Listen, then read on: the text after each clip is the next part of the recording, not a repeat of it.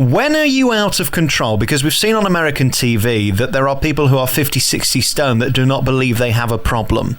I believe I'm 2, 3, 4 stone overweight. I would love a swimmer's body. It's not going to happen. But at what point are we out of control? Because that's the interesting thing, isn't it? When we personally recognize that we need help. Well, I think it's always got to come from you, because if you don't have the motivation to ask for help or to do something, then it's going to be an uphill struggle. And that really is half of the I was going to say the battle, but it's not quite a battle.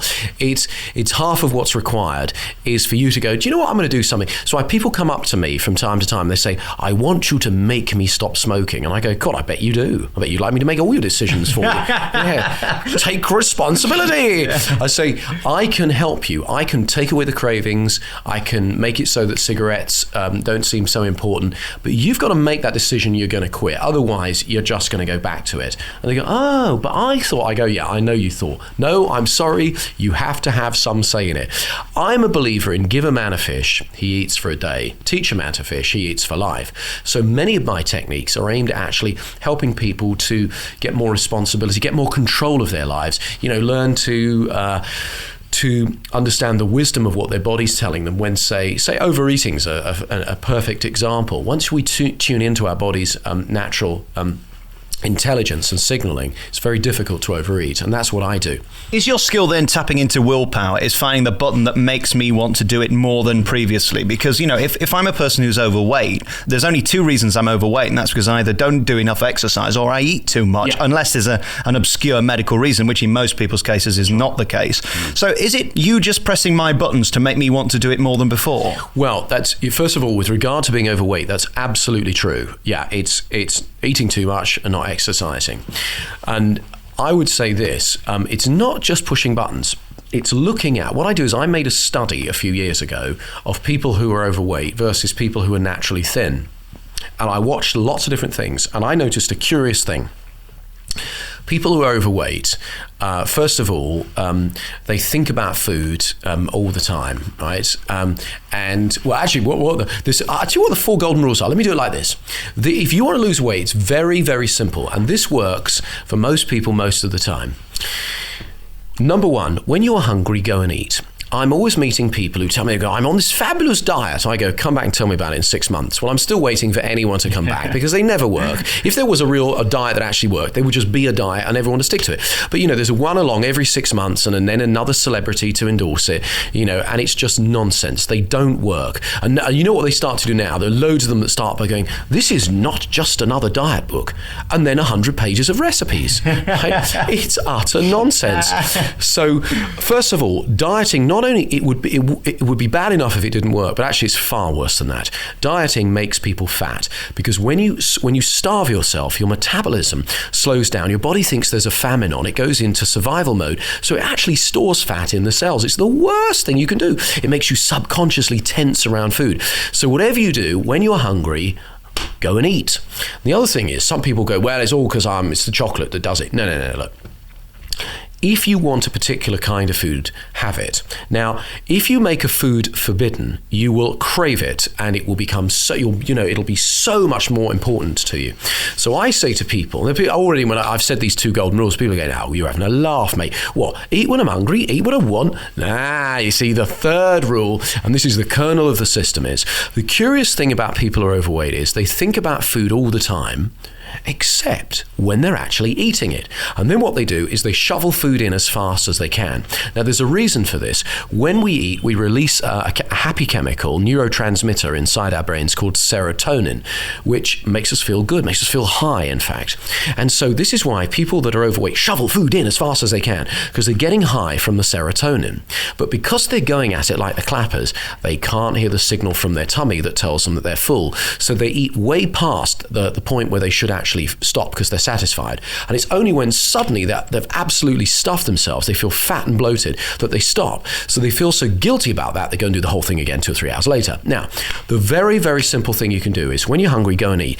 Eat what you want, not what you think you should. But this is it. This is the kernel of the system. And people go, it can't be that easy. I know you think that weight loss is difficult because you've been brainwashed by dieting to think it is. It's actually easy, easy, easy. put the knife and fork down between mouthfuls. Prise your fingers off the sandwich and put your hands down. Put the sandwich down. Instead of trying to shovel as much in, if you slow your eating speed down to a quarter, it feels a bit weird at first, but you soon get used to it, and consciously enjoy each mouthful like a gourmet. Imagine you're French. Sit there, noticing the textures and the tastes. When you do that, suddenly your whole experience of food changes, because people who watch TV or read a magazine while they're shoveling away their food go unconscious. They're not paying attention to their body. They can't hear that signal, that all-important signal from their tummy that tells them they're full. So they eat more than they should, so the stomach becomes larger, so they can eat more the next time and more the next time, and so on until they become fatter and fatter. Now, when they stop and they slow the process down and they really pay attention to the how the food tastes, the texture and everything. First of all, it tastes better, but secondly, you can actually hear that signal from your tummy going, I'm satisfied. At that moment, stop. Even if your plate is half full. And people go, well, that's weird. I go, only at the moment it is. For a naturally thin person, it isn't.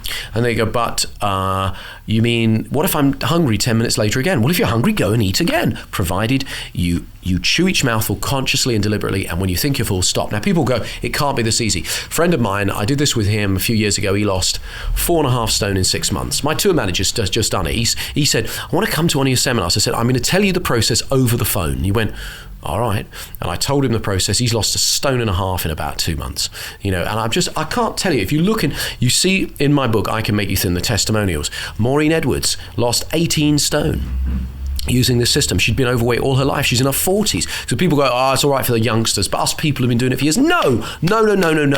You're conning yourself. Look, please, as far as I'm concerned, you can lie to everyone else. Don't lie to yourself. Really dangerous stuff. The number of people who are overweight that will sit there at dinner and, have a perfectly civilized small meal with everyone else, then go home and ram cream cakes, as fast as they can down and feel ashamed about it. All they need to do is to get my book or come to one of the trainings, and I promise you the chances of you succeeding are extremely high, much higher than they are on these rubbish diets.